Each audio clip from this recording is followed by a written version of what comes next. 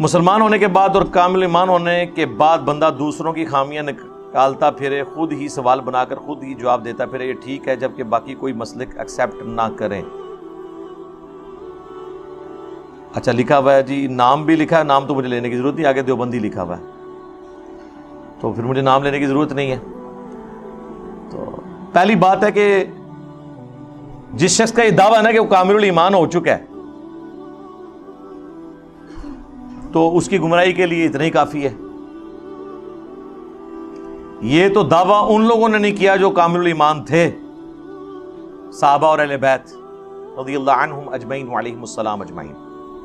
خود ہی سوال بنا کر جواب دیتا پھرتا ہے تو میرے خیال ہے یہ پرچی آپ کی میرے پاس پہنچ گئی تو آپ کو اس مولویوں کے ایک اور جھوٹ کا جواب مل چکا ہوگا کہ یہ پرچی آتی ہے ہمارے پاس، ٹھیک ہے۔ اپنے علماء کو کہ اپنے جمعے کے خطبوں سے باہر نکلیں، باہر دنیا بدل چکی ہے۔ جیسے اصحاب الکہف جب نکلے تھے تو ان کو پتہ نہیں تھا باہر دنیا بدل چکی ہے، وہ غار میں ہی تھے، ان کو کہ باہر نکلے دنیا بدل چکی ہے، اب لوگ یہ بات کرتے ہیں۔ تو یہ سوال ہمارے پاس آتے ہیں، خود بنا کے نہیں کرتے، یہ آتے ہیں، جبکہ باقی کوئی مسلک ایکسیپٹ نہ کریں۔ مسلکوں کے ایکسیپٹ کرنے سے کیا ہوتا ہے؟ مسلکوں نے ایک دوسرے کو ایکسیپٹ نہیں کیا۔ کیا احمد بریلوی صاحب نے دیوبند مکتب فکر کو ایکسیپٹ کر لیا ہے؟ انہوں نے اسام الارمین میں لکھا ہے کہ یہ سب کے سب واجب القتل ہیں، ان کے کفر میں شک کرنے والا بھی کافر ہے، یہ مرتد ہے۔ جب احمد بریلوی صاحب دیوبندیوں کو کافر، مرتد اور واجب القتل سمجھتے ہیں تو میں تو بہت اچھا ہوں، میں تو کہتا ہوں میرے مسلمان بھائی ہیں، میں ان کے پیچھے نمازیں بھی پڑھتا ہوں، صرف علمی اختلاف رکھتا ہوں۔ اب مجھے بتائیں مجھ سے بہتر ہیں وہ؟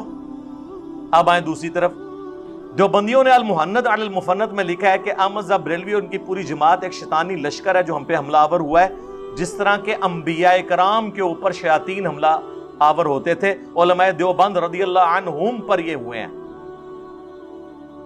آپ نے کبھی سنا ہے کہ کہا ہو کسی نے علی بھائی رضی اللہ عنہ؟ علماء دیوبند رضی اللہ عنہم۔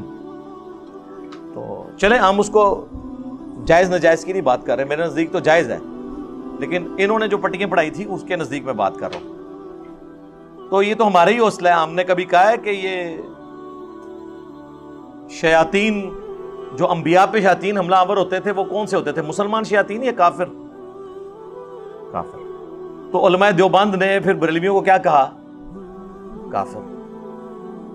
تو یہ مسلک تو ایک دوسرے کو ایکسیپٹ نہیں کر رہے، ایکسیپٹنس صرف ہم دے رہے ہیں، اور آپ دیکھیں ہم صرف ایکسیپٹنس دے رہے ہیں، ہمیں یہ ایکسیپٹنس دینے کے لیے تیار نہیں ہے۔ کیوں؟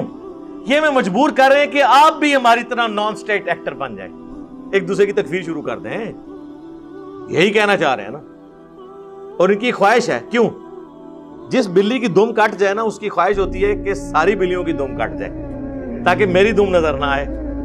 اب ان کو نظر آ رہا ہے کہ جی ہماری دمیں تو کٹی ہوئی تھی، اب لوگوں کو پہلی دفعہ یہ پتہ چلا ہے کہ یار تکفیر نہیں کرنی، ایک دوسرے کے ساتھ پیار محبت سے کو ایگزسٹ کرنا ہے، صرف ایک علمی اختلاف رکھنا ہے۔ اور یہ سب کچھ کیوں نہیں انہوں نے ہونے دیا؟ صرف ایک وجہ تھی، چندہ۔ اگر بریلوی دیوبندی یہ ایکا کر لیں کہ ہم دونوں ایک ہیں، ہمارا کوئی آپس میں صرف علمی اختلاف ہے، ایک دوسرے کے پیچھے نماز بھی پڑھیں گے، تو پھر بریلویوں کا چندہ دیوبندیوں کی مسجد میں جائے گا، دیوبندیوں کا بریلویوں کی مسجد۔ تو پھر آپ سمجھ سکتے ہیں کہ اس پورے سسٹم کا جو بینیفیشری ہے وہ کبھی یہ گوارا کرے گا نہیں۔